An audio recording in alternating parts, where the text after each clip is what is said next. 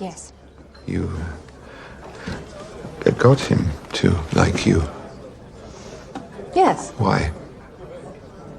Because I'm a woman in a man's job and I don't have the luxury of being an arse. Ellen, it doesn't matter how smart you are. Enigma is always smarter. If you really want to solve your puzzle, then you're going to need all the help you can get. If you want to be successful, you have to collaborate with others and ask for help. This might sound like common sense because it is, but the unfortunate truth is this is not common practice. So many people go through life trying to do everything on their own, pretending to have everything together, too embarrassed to ask for help. For example, in my early days of training as a psychologist, I was working at a university counseling center when a young lady came in without an appointment. She was extremely distressed and pleaded to speak with someone as soon as possible. When I asked her what brought her in, she immediately burst into tears. "I haven't been able to sleep for weeks.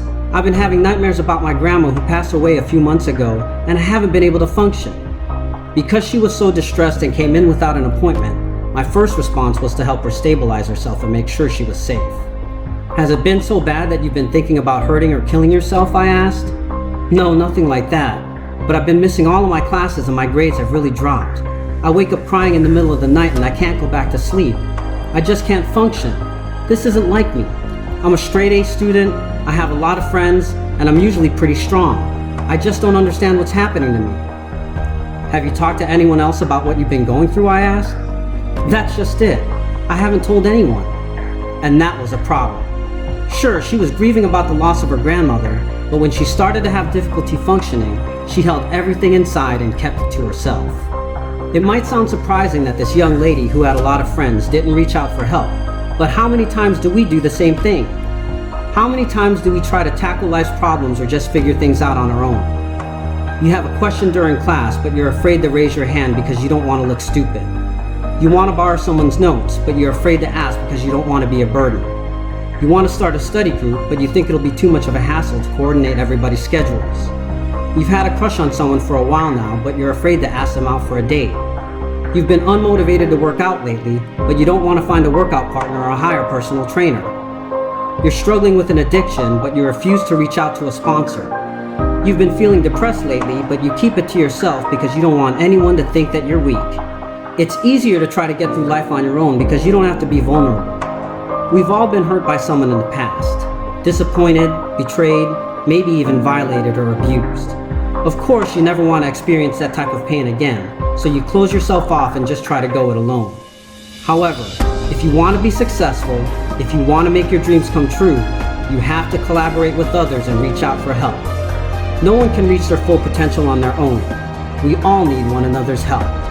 For example, penguins live in some of the harshest environments on the planet, and one of the greatest dangers they face is the extreme conditions of their environment.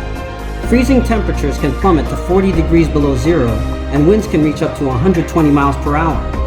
To protect themselves against these conditions, penguins have thick layers of blubber and tightly packed feathers that act like insulation to keep them warm. However, even these natural characteristics aren't enough to protect them on their own. So the way they survive is by huddling together. They stand side by side, tightly packed together in groups of thousands, shielding one another from the cold and sharing the warmth of their bodies with one another. If a penguin were left alone, it could freeze to death. But by joining the others, it takes turns rotating from the outside of the huddle to the center, where temperatures can reach up to 70 degrees. Its protection is in its connection.